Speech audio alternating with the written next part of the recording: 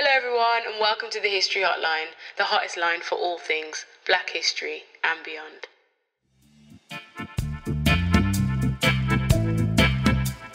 Hello everyone and welcome to episode 43 of the History Hotline. My name is Deanna Lynn Cook and I am your host today. And today we're going to be talking about the Bristol Bus Boycott of 1963. Now if this is your first episode, then welcome to the History Hotline. And if you are returning, then thanks for coming back. I hope you enjoy this episode. So, we haven't really looked too much at, I don't think anyway on this podcast, racism within specific institutions. Well, we kind of have.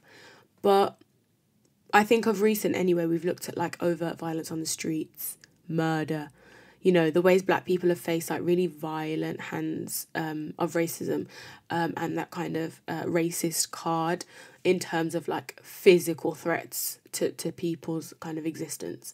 But this week we're looking at, as I said, the Bristol Bus Boycotts. And I think it's going to show not only how racism took root in the workplace, but also successful activism that goes beyond protesting, and it actually compromised the pockets of said racists to the point that they had to give in to the demands of what the Black and Asian people who were protesting against the treatment of themselves in the workplace, and you know the fact that they weren't being hired as bus drivers even though they were qualified. And so today I'm hoping we'll learn something new. It's something that I knew about but never knew about. Like I'd always heard about the Bristol Bus Boycotts, but I'd never gone into depth with my research, so I really enjoyed researching this episode and I'm excited to share what I have. So the Bristol Bus Boycotts began actually when the Bristol Omnibus Company refused to employ Black or Asian bus crews in Bristol.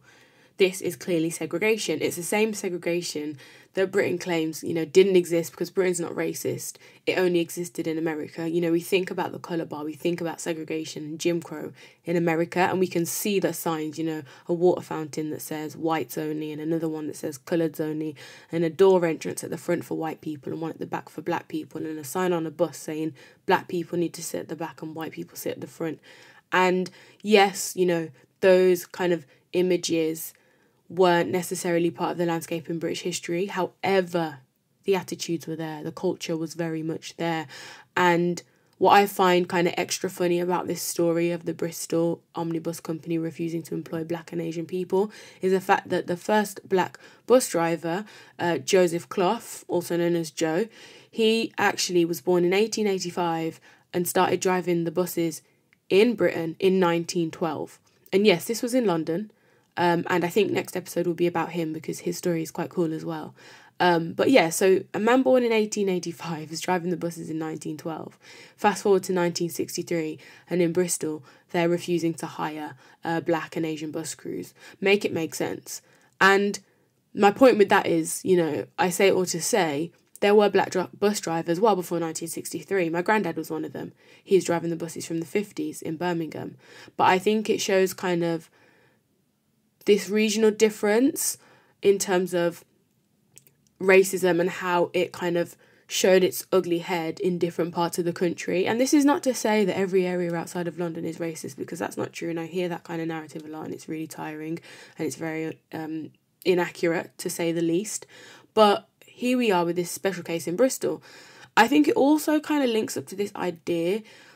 I think British people in a lot of respects were very much okay with a token Black driver, token Black teacher, token Black doctor, token Black successful person, i.e. President of the United States, not saying any names. However, when there starts to become an influx, when that starts to become habitual, when that kind of exceptional individual, the talented 10th, or whatever you want to call it, is kind of broken down because there is just so many people that are qualified for that particular role or that particular profession, it becomes a problem. And it seems as if historically British people have seen this as immigrants, quote unquote, taking over, taking their jobs, taking their houses, taking their women, taking their country. And they're not okay with this. And so, you know, the Bristol Omnibus Company goes as far as saying, well, we're just not going to hire you guys. Soz. So yeah, I think this is a very interesting case for me, especially because it's 1963, which is actually quite a lot later than a lot of the histories we've spoken about on this podcast, especially the ones of like overt racism, like, you know, 58, we've got the Notting Hill riots, we've got Peter Rackman and his landlord behaviour and Kelso Cochrane's murder in 59, you know, these are big moments. And whilst, yes, we can fast forward to the 80s and see the riots there, the 60s, we don't really hear much about them, I think, in Black British history. We think about the 60s as a big turning point in America for civil rights law, but it's not so much the case in Britain, to be fair. So, 1960s, I would say, the majority of people, black people, in Britain are going to be from the West Indies. In smaller numbers from Asia, whether that be of Asian descent coming from East Africa, Kenya, Uganda, after the expulsion of African Asians from those two countries, or in smaller numbers, they might have been from Africa and be of African descent. And so, you know, we're thinking about the Windrush generation who started their migration in 1948. We might even be on our second generation of people. Like my parents' generation, born in the 60s. So that Windrush generation has children now. And they need jobs because they have people to provide for. And don't get me wrong, some of them did in the 40s and 50s, but it's more so the case now. This is where you start to see, especially in education, you know, these ESN schools and the problems with that, they're really coming to head because it's a new generation with new needs, you know. Parents need to be able to feed their children. Children need good education. They need to know that there will be a future for their children in this country. If they can't get a job as a bus driver, you know, in Bristol in 1963, or will there be hope for their children? And I think all these questions are kind of pressing on the minds of newly arrived communities in this country at this point. So in the early 1960s, just for context, Bristol had around 3,000 residents of West Indian origin, and you might be thinking, oh, that's a lot. Bristol's a tiny place. Bristol is not that small. I will tell you that now. The population at that time in 1963 was around 600,000. So if my maths are correct, that means 0.5% of the population were of West Indian origin. Essentially, there were a few token West Indian people. A majority of them had served in the British military during World War II. Some of them had just arrived in the late 50s, early 60s. So you've got quite a mix. But regardless, you know, doesn't matter where people came from, what they looked like, what they'd done before, you know, you treat people with respect. But this obviously wasn't going to be the case with the Bristol Omnibus Company. So, just another migration point, the Commonwealth Immigration Act was being passed kind of at this time, which was limiting the movement of people from the colonies. Jamaica had just gained independence in 1962, so that also kind of changes the potential immigration status of many potential immigrants. It also means that immigration was once again part of the national conversation. I don't think it really stopped being part of the national conversation. And this combined with the situation in Kenya and Uganda, as I said, where Asians were being displaced, ordered to leave by their governments. At the time, British citizens, you know, were being forced out of Kenya and Uganda because Asian people coming from a Commonwealth country would have been British citizens. They arriving on British soil. But the white people were not happy. And it was part of national conversation. And so it's very important, I think, to make sure we are aware that this anti-immigrant feeling, just because it's the 60s and people might have gotten used to the fact that people are migrating from the colonies and Commonwealth countries, this sentiment had not gone just yet. I mean, has it ever gone? Let's be honest. Anyway, back to Bristol. A lot of West Indians lived in an area around City Road in St Paul's, Bristol, and there they faced a lot of housing and employment-based discrimination. Some encountered violence from the Teddy Boys, who we actually spoke about 2 episodes ago, episode 41, in the context of West London, but they didn't obviously just, you know, live in West London and terrorise black people there. There were a national organisation of people, or subculture as Wikipedia likes to call them. In response, West Indian communities set up their own churches and associations, including the West Indian Association and also the West Indian Development Committee. One of the biggest issues for West Indian people was actually the colour bar of the Bristol Omnibus Company, which had been a nationalised company owned by the British government since around 1950, and it was operated through the Transport Holding Company. There was a labour shortage on the buses, which is hilarious because they were refusing to take on Black Nation crews, but there was a labour shortage. And that was like a lot of industries at the time, but they refused still to hire black people. However, they did actually employ them in lower paid positions, such as workshops and in the canteens.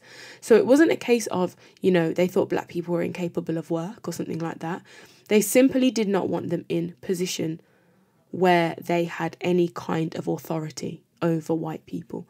And the company management kind of blamed it all on the Transport and General Workers Union, the TGWU, which represented the bus workers. It was common at the time, though, for trade unions not to accept black people or Asian people across a wide range of fields, factory work especially. And so they were oftentimes unprotected by any legal bodies. Trade unions mostly looked after the interests of the white working class, protecting them from wage deflation because they thought that an increase in immigrants and immigrant labour meant that it would reduce their earning potential. And so the union, their role at that time was to protect the wages of white people, especially within the working class, because there was a fear that there would be an influx and it would drive wages down. And, to me, it's just ridiculous, but it's not hard to believe because we hear and we see that same rhetoric now when we think about immigration today, whether it was from the EU and Britain was part of it, or even in more recent times. Local union officials denied that there was any colour bar, but in 1955, the passenger group of the TGWU, the union, they passed a resolution that, quote-unquote, coloured workers should not be employed as bus crews. So this was passed as legislation within the passenger group. Andrew Hackett, who is actually curator at the Bristol Industrial Mission, record that the TGWU in the city had said that if one black man steps on the platform as a conductor, every wheel will stop. Doesn't get more dramatic than that, does it, Andrew Hackett? But, of course, West Indians they were fed up, This wasn't probably the first piece of racism that they'd dealt with. And for young West Indian men in particular, Roy Hackett, Owen Henry, Audley Evans and Prince Brown formed an action group later to be called the West Indian Development Council. Roy Hackett, he actually helped to set up the Commonwealth Coordinated Committee, the CCC, in 1962, which was there to unite the Caribbean community and support any black person facing discrimination. They were just unhappy with the lack of progress in fighting discrimination, especially because there was already, as I mentioned, the West Indian Association, and I think they felt that it wasn't really moving quick enough or powerful enough and making the changes that they felt were necessary. And so, this group of men kind of came together in order to make a change. As I mentioned, Roy Hackett helped set up the CCC, and Owen Henry, who had met Paul Stephenson, and Paul Stephenson was quite an important man in Bristol, I would say. He was a youth officer for the Bristol City Council and became the city's first black social worker. His father was from West Africa and his mother was British. He was born in Essex.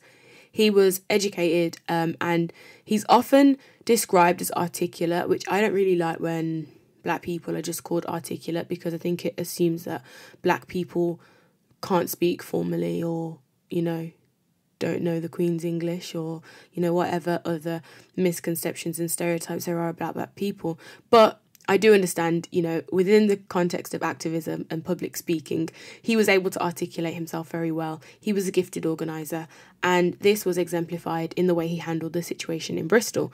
This is his home. He doesn't want to see this for people. He's not trying to become a bus driver. He has his career in social work, but he knew the importance of changing this situation and the narrative for black people because, he was doing that work as an activist and as a worker setting up these groups. So as I said, he ran the West Indian Development Committee, and then together with the CCC, the Commonwealth Coordinated Committee, they took on the Bristol Omnibus Company. So obviously they decided that Stephenson would be their spokesperson. And first of all, he set up a test case to prove that there was a colour bar and that discrimination was at play. So he arranged an interview with the bus company for a man called Guy Bailey, who again, and I quote, was a young, well-spoken, unqualified Jamaican warehouseman, and also a boys' brigade officer. So when Stephenson told the company that Bailey was West Indian, the interview was cancelled.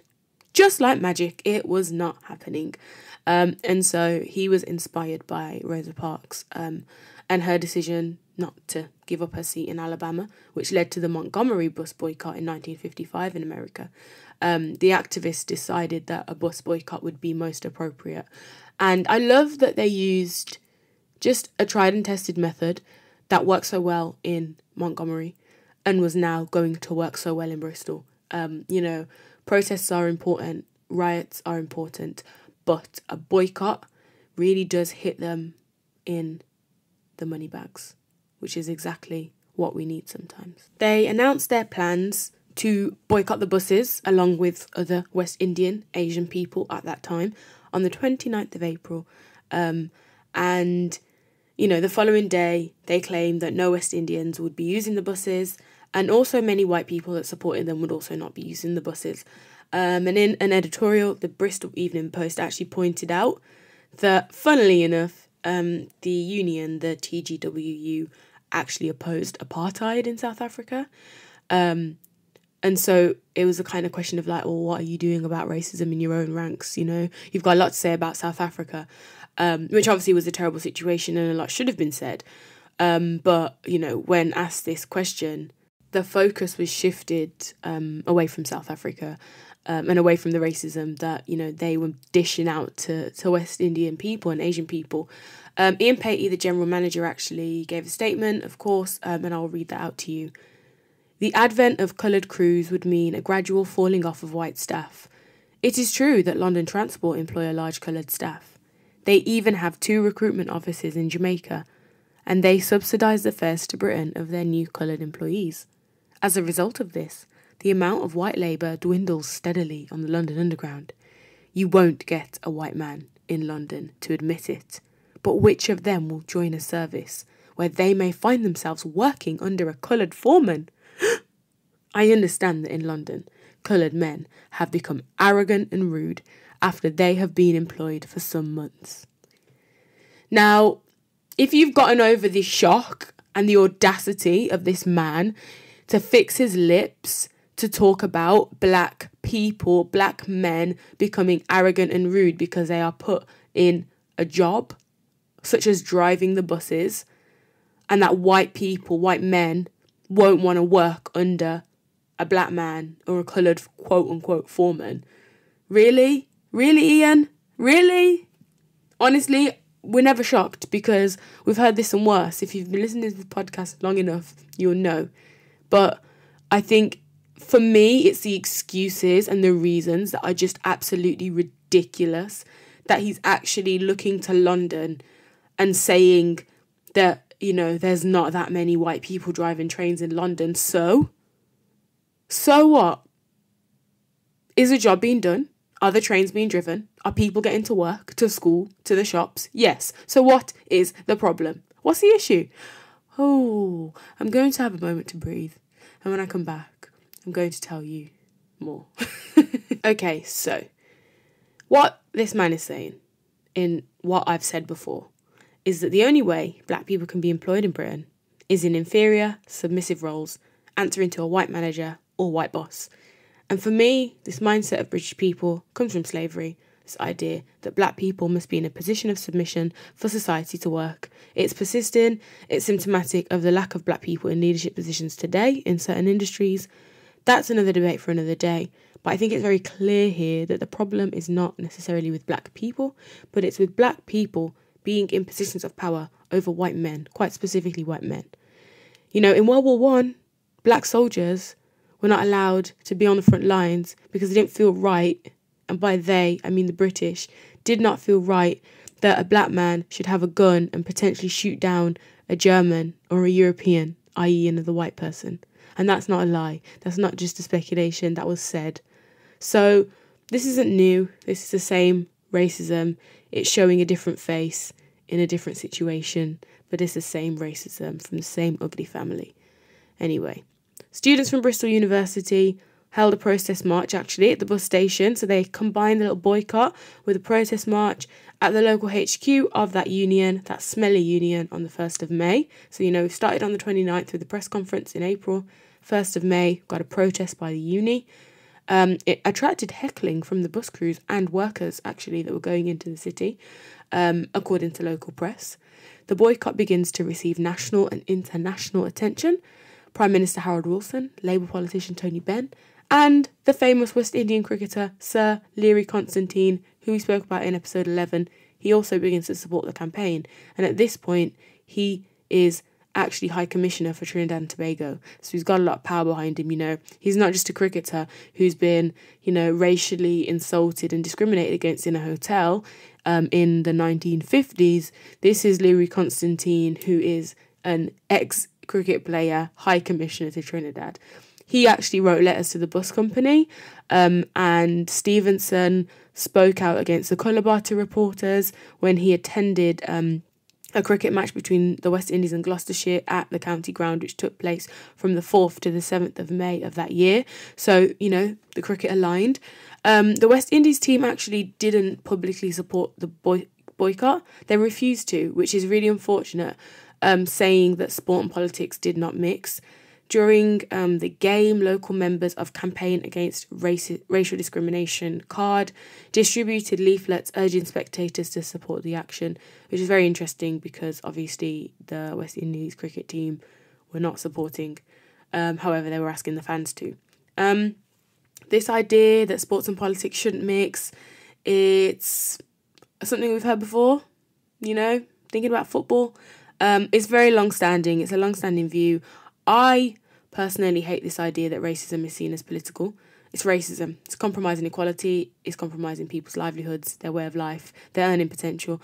And it's dismissed as politics and, sports people shouldn't get involved. Not really my view, but we'll leave that one because that, again, is definitely another episode for another day. Negotiations between the bus company and the union went on for several months until, in August 27th, a mass meeting of 500 bus workers was agreed, and they agreed to end the colour bar. Hooray! And I've made that sound very simple. We've literally gone from the protest being publicly announced, the boycott, to a protest, to a few press conferences, and then just like that, it happened. Obviously, that's not the case, It was very slow, and in this time, people couldn't travel or didn't travel and wouldn't travel on the buses. So they would have had to make alternative arrangements to get themselves to work, get their children to school, get around Bristol. And so, whilst we kind of gloss over that for the sake of time, it is important to consider. So on August 28th, 1963, Ian Patey, man like Ian, he announced that there would be no more discrimination in employing bus crews. And it was actually on that same day that Martin Luther King made his famous I Have a Dream speech at the March on Washington. And I don't know if it's just me, but when I think of civil rights, even though I know it's the 60s, it feels like so long ago. But to think this Bristol bus boycott and the Windrush generation, this is coinciding. This is happening at the same time. And for me, the Windrush generation doesn't seem so long ago because it's my grandparents' life. Do you know what I mean? So when you think about Martin Luther King and the civil rights in America, that's also in your grandparents' life, or your parents, or your own, maybe. So yeah, very interesting that all happened on the same day, August 28th, 1963. But anyway, by the 17th of September, Raghbir Singh, a Sikh graduate, became Bristol's first non-white bus conductor. A few days later, 2 Jamaican and 2 Pakistani men joined him. So the aftermath of the Bristol bus boycotts in 1963. Well, in 1965, the United Kingdom Parliament passed a Race Relations Act, which made racial discrimination unlawful in public places, which we've spoken about, actually, in brief in a number of episodes. If off the top of my head, I think the second Mangrove episode, maybe episode 1 or 2. And yeah, this was followed by a Race Relations Act of 1968, which extended provisions to housing and employment. So this meant now it was actually illegal to do what the Bristol Omnibus Company tried to do. But as you obviously know then, it wasn't illegal before. It was just seen as kind of socially unacceptable by some. And so that was where the kind of pressure came from. But there was obviously nothing that, say, the police couldn't just come in and say, no, you need to let these people do this. Or it couldn't go to court because there was no law. They weren't breaking any laws by being racist. It wasn't until 2013 that the TGWU, the union, actually issued an apology.